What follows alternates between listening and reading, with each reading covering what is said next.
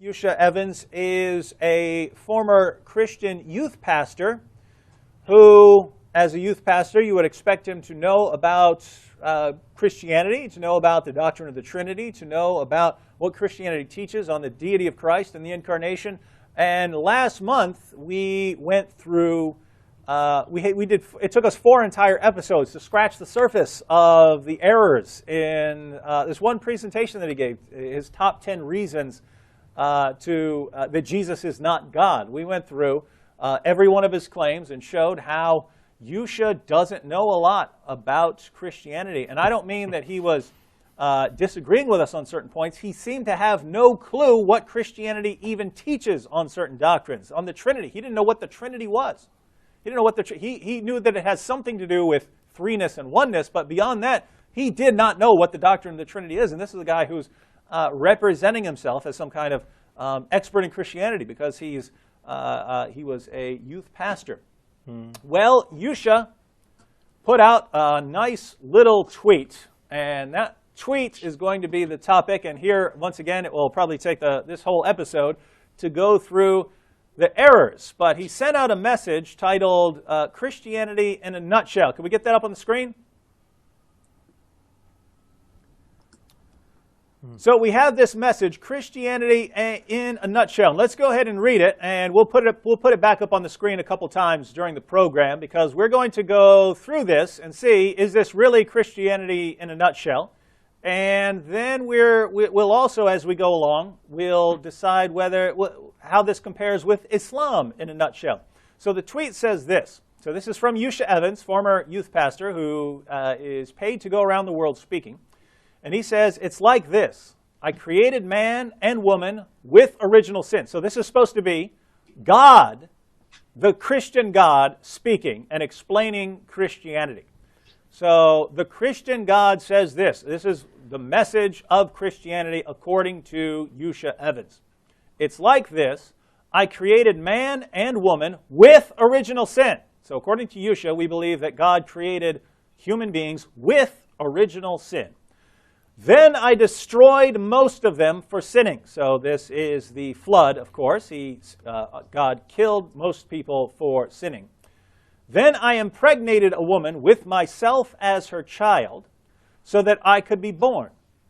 Later, I will kill myself as a sacrifice to myself to save all of you from the sin I gave you in the first place. And you can see 40 retweets, 36 favorites, lots of Muslims like this message by Yusha Evans, Christianity in a nutshell. All right. So, what's wrong with this tweet? Anthony, we still have you? Yes, I'm here. Is this what you believe as a Christian? Gosh, I looked at this quote over and over again, and I had trouble finding much to agree with at all. And I hardly know where to start, but maybe... but before we go into specifics, do you know any Christian who believes this, who would take this statement as what Christianity teaches? Well, no Orthodox Christian. Maybe you'll find some Manichaeans or something along those lines, but not any Christians. CL, is this the Christianity you believe in? No. And first of all, doesn't this seem very blasphemous and disrespectful to God, to Allah? Since Allah and the Christian God are supposed to be the same God, right? Yeah, he's mocking our message by putting these words supposedly in God's mouth. Wow, this is earlier at the beginning of the show, I pointed out that if you want to continue believing in Islam, you want Islam to compare well against Christianity, to look good by comparison, you have to do some misrepresenting. And there are only 2 possibilities here. We'll come back to this several times during this program. There are only 2 possibilities. If you are this off when you talk about Christianity, either you are completely ignorant of what Christianity teaches, you really have no clue, or you are deliberately deceptive. Brother Anthony, on this issue of original sin, could you explain what original sin is for us?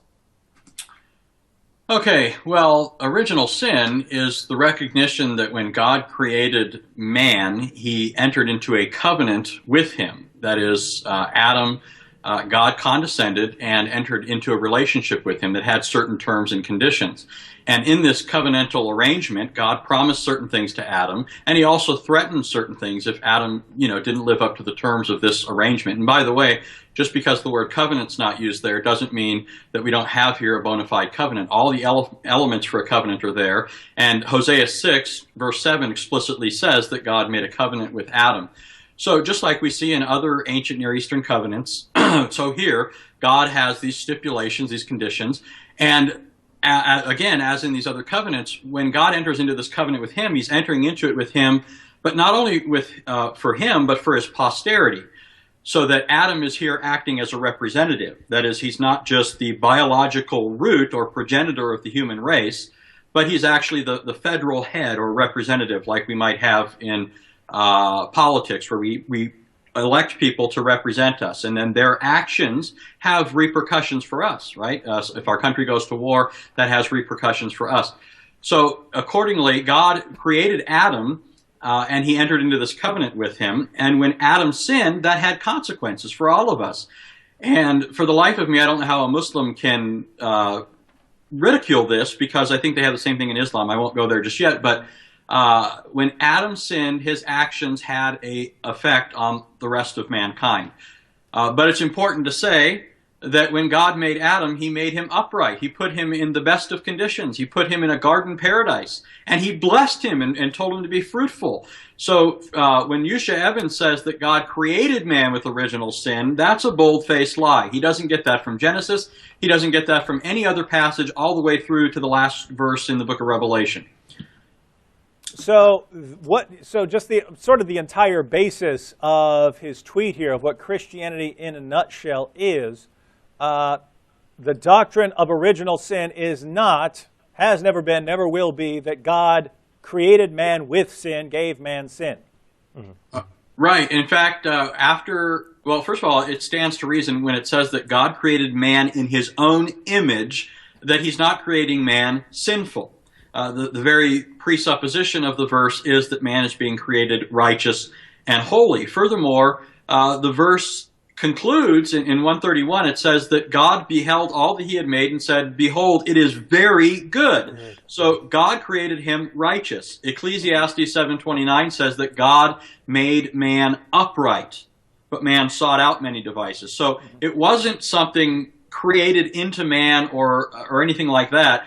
Man was created perfect, not in the sense that he couldn't willfully choose to sin. That, part of the perfection in which God created man was that he had a will, but he didn't create that will inclined towards evil or as actually evil. He was created good, and he gave man a choice. Mm-hmm. So, and I'm trying to think of how he could. I'm trying to think the best of Yusha, but again, if the only alternatives are ignorance and deception, I would think that ignorance is the better of the two, right? You'd rather be ignorant of something than a deliberate deceiver, right? Well, for someone who's called a sheikh. Yeah, yeah, he's Sheikh Yusha now. It's this is wild stuff. These are the people who become scholarly authorities in Islam, but. I'm trying to figure out how he could be this ignorant about the doctrine of the original sin, because it's not complicated. Anthony just explained it, and I mean he said it in a nutshell, as Yusha would point out. He explained it for a couple of minutes, but the main idea you can explain in a few seconds. And it seems that Yusha hears original sin and knows it has something to do with Adam, and then concludes, well, this is God making Adam with sin. And I mean, this is theology. This isn't even the 101 level. This is before. This is like the kindergarten level of Christian doctrine, of what original sin. There is an original sin. There's the first sin, and then it's the relationship of that sin to the rest of us, that it is connected to the rest of us. It affects all of us, right? I mean, and that's as Anthony pointed out, and as we'll show on this program. Islam teaches that version of original sin. Islam teaches that Adam's sin affected all of us. Just to give people an idea here, just before we even dig down into how it really affected people according to Islam, on a simple level, where's Adam created according to Islam? He was created in Jannah. He's created paradise. in Jannah. So why was he put here on earth? I've asked Muslims that numerous times. The answer I get is, well, after he sinned and he was kicked out and sent down to heaven, that's the majority view, that he was sent down to earth. There are some scholars who actually said that he was on earth originally, the paradise was on earth. But they say that he was put out because Allah planned already to put him onto the world and out of the Jannah. It had nothing to do with him sinning. I would have to go with the majority view, and let me go ahead and read a Quran passage here, because again, this is the simple response to that. Chapter 2 of the Quran, verses 35 to 38. Chapter 2, verses 35 to 38.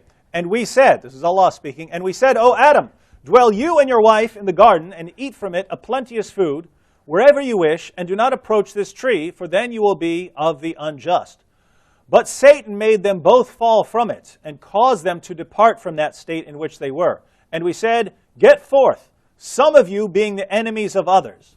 And there is for you in the earth, an abode and a provision for a time. Then Adam received some words from his Lord, so he turned to him mercifully. Surely he is oft returning to mercy and merciful. We said, go forth from this state, all, so surely there will come to you a guidance from me. Then whoever follows my guidance, no fear shall come upon them, nor shall they grieve. Here's where you are, Adam. You're living in this state of bliss, but you sinned because you were deceived by Satan, and now I'm kicking you out, and you're going to live in the world. Yes, one preceded and one action followed directly. Where are we born, CL? We were born on Earth. Where are babies born? On planet Earth. So, Adam sinned, and his punishment was to live here on the earth. Yes. And this is where babies who are born in original innocence are born, right? Yes. Yeah. According to Yusha Evans. Yeah. Now, you see the problem here? Yeah. Babies are innocent. They shouldn't be born in the place of this earth. The only reason babies are born in this world where you don't have the heavenly bliss, you have, sufferings and problems and so on, is not because of their sin, because according to Yusha, they're sinless. They have no original sin. Well, why are they here? Because of Adam's sin? Yeah. We're all here because of Adam's sin, according to the Quran, ladies and gentlemen. How can you say Adam's sin didn't affect the rest of us? Anthony, I really want to show that there is a religion out there that actually does teach that human beings have original sin in the sense that Yusha says, where God created them to sin. I want to show that. I want to show there is a religion to teach that. I want to know if you had anything else on the point of original sin to share before I go into that. Yeah, just to highlight one thing. Notice that he's complaining because according to him, he thinks that we say that God is punishing people for the sin of Adam. So Adam's sin is imputed to them, and he doesn't like that concept. But notice that on his view, people are being punished for a sin that's not imputed to them. So in other words, as you said, babies are born innocent, and they're being punished then for a sin that they're innocent for. We're saying that we suffer the consequences of Adam's sin, that there's a relationship there between us and Adam that justifies us being held accountable, namely because he's our federal head and representative by virtue of the covenant God made. But there is no covenant there in Islam. Men and women are simply righteous. And yet Allah is punishing them then for being righteous? I mean, I don't see how that is something better than the misrepresentation that he's laid at our doorstep. Mm-hmm. And you're absolutely correct. I mean, those of you out there, just think about what Anthony just said. Babies are born, and they don't always have good, comfortable lives. Some of them are born with diseases. Some of them don't survive. Some of them die before they're even born. Why? Because they're born in this world where there is suffering. We're not in a heavenly bliss now. According to Islam, why are those babies suffering? Because of Adam. But wait a minute, I thought Adam's sin I thought this didn't go to the babies, right? I thought they were born in innocence. They haven't sinned yet, right? So why are they're suffering because of Adam's sin? Do you see how if you really don't think about this stuff, you end up blurting out things like Yusha Evans says, and then you're actually mocking your own religion and you don't know it because you haven't studied it and you haven't thought about it? Well, I was going to say your point. They're born into a world that's imperfect and sinful, right? How did that happen? Surah 30 and 41 says, because of the sins of men, al-fasad, corruption, sin, has entered into the world. Yep. And there's a commentary I saw online about that particular verse over on MuslimMatters.org. And a female scholar, she said that the effects of sin, evil upon the land and sea, Allah Ta'ala says al-fasad has become apparent. Al-fasad means an imbalance, and its opposite is islah, reformation. Fasad is when something decays, spoils. It is not as it should be. There are two types of al-fasad: tangible evil such as famine, drought, wars, and tangible evil as in doing shirk and other sins. So how does Yusha get out of this predicament? Because he's telling us that we're wrong. He's telling the people he gives dawah to that we're wrong because we say that Adam committed a sin and Allah put Adam's sin on everyone and everyone got affected. Come over to Islam where you're born sinless. You don't have all this original sin jive. How does he get out of this predicament? Yeah, and it's sad because, I mean, Muslims have invented a version of Islam that's been made to appeal to people, and it has almost nothing to do with what's in their sources. And let me give you the example that I find most interesting, given what Yusha says. He says God created us with original sin. We've shown that's not what Christianity teaches. That's not what any Christian believes. And so him representing this as official Christian doctrine is either based on ignorance or deception. But as I pointed out, there is a religion that does teach that God created Adam with the sin. He made Adam to sin. Did you know that, Ciel? Did you know there's a religion that teaches that? What is that, Buddhism or? It's Islam. You know that. Let me go ahead and read two passages. It's basically the same teaching, but I'll read it in Sahih al-Bukhari and I'll read it in Sahih Muslim because those are Islam's two most trusted sources of ahadith. Sahih al-Bukhari, number 6614. Narrated Abu Huraira, the Prophet said, Adam and Moses argued with each other. Moses said to Adam, "O Adam, you are our father who disappointed us and turned us out of paradise." Notice what Moses is saying. He's saying exactly what we all just said right here. Because of Adam, we're not in paradise right now. We're not in paradise because of Adam. Adam sinned, that put him in the world, and we all suffer the consequences of that, even though, according to Yusha Evans, there's no connection between what Adam does and what the rest of us do. Moses, my friends, Moses just told Yusha Evans he has no clue what he's talking about, because Moses says to Adam, Adam, you're the reason we're not in paradise. Watch what he says. Then Adam said to him, "O Moses, Allah favored you with his talk," and that means he talked to Moses directly, "and he wrote the Torah for you with his own hand. Do you blame me for an action which Allah had preordained for me 40 years before my creation?" So Adam confuted Moses. Now think about that. Let me read that last part. Again, Moses says to Adam, "Adam, you're the reason we're not in paradise. You're the reason for all this suffering. You're the reason all of this has happened to us. Your original sin is what caused all of this suffering, Adam." And Adam's response to Moses is, "Do you blame me for an action which Allah had preordained for me 40 years before my creation?" And Muhammad says, Adam refuted Moses. Now think about this. What was Adam's defense of his own action? Don't blame me. Allah preordained me to do that. Allah preordained me to do that.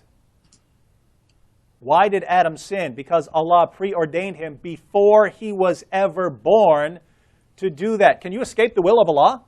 No, Allah wrote everything that would take place before he even created the first molecule or atom. And here, this isn't simply foreknowledge we're talking about. We're not talking about foreknowledge. God knew that I was going to sin. Adam says, Allah preordained me to sin. Why are you blaming me? In other words, he's saying, take the blame off me. If you don't like the sin, blame Allah. He said I was going to do this. He ordained that I was going to do this 40 years before I was born. I wasn't even born yet. Allah had already declared that I'm going to do this. Again, he can't just be saying Allah knew that I was going to do it, because he's using this to absolve himself of blame. He's saying, quit blaming me. It's not my fault. So what is Adam doing? According to Muhammad, he's putting the blame on Allah for making him to be a sinner. That's what Islam teaches. But wait a minute.